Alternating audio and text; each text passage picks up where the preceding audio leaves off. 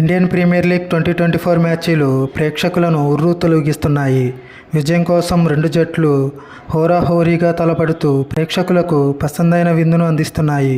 శనివారం Kolkata knight riders, sunrisers Hyderabad జట్ల మధ్య జరిగిన మ్యాచ్ చివరి బంతి వరకు ఉత్కంఠ రేపింది.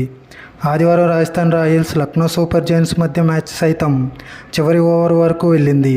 చివరకు ఆతిథ్య రాజస్థాన్ జట్టు 20 పరుగుల తేడాతో విజయం సాధించింది. టోర్నీలో బోనీ కొట్టింది. ఈ మ్యాచ్లో టాస్ గెలిచిన Rajasthan Royals captain Sanju Samson batting ఎంచుకున్నాడు.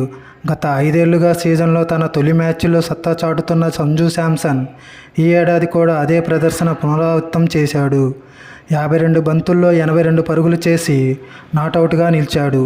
వరుసగా 5వ సీజన్లో తన తొలి మ్యాచ్లో హాఫ్ సెంచరీ స్కోరు చేశాడు. రియాన్ పరాగ్ 43 సైతం రాణించడంతో రాజస్థాన్ నిర్ణీత 20 ఓవర్లో 4 వికెట్లకి 193 పరుగులు చేసింది.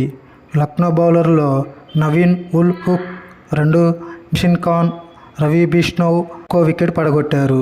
అనంతరం భారీ లక్ష్యంతో బరిలోకి దిగిన లక్నోకు Rajasthan Royals bowler Trent Boult తొలి ఓవర్లోనే గట్టి షాక్ ఇచ్చాడు.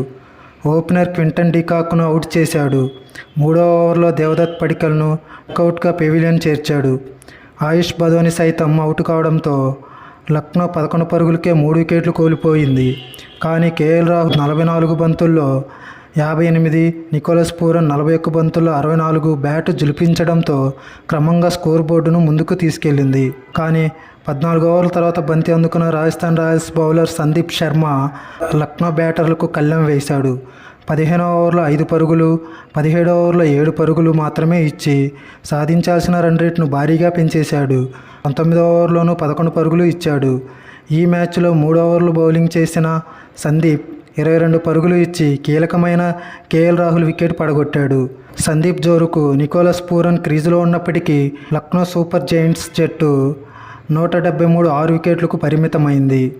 20 పరుగుల తేడాతో పరాజయం పాలైంది. రాజస్థాన్ బౌలర్లలో Trent Boult 2, Nandre Burger 1, Ravichandran Ashwin 1, Yuzvendra Chahal 1, Sandeep Sharma 1 wicket తీశారు.